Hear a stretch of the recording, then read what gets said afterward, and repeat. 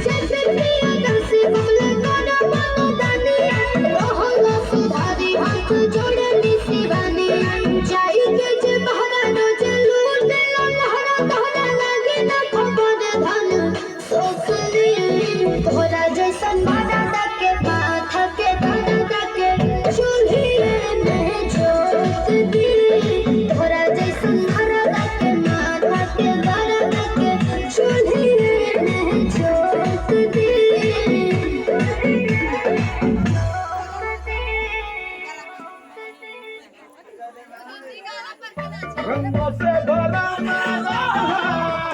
हर घर जश्न है मौका खेल है रंगों का खेल है मौका खेल है रंगों का खेल है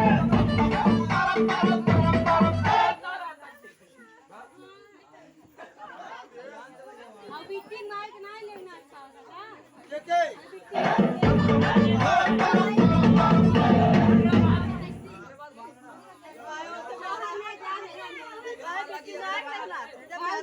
तू काहे बोल तू भाव आज के दिन ना जब हराव ना काय भाव ये तू बोलती नहीं ये अरे मैं बोलती हराव ना रात ले नाचता हो जब हराव मत मत मेरा नाच हाय ठीक कर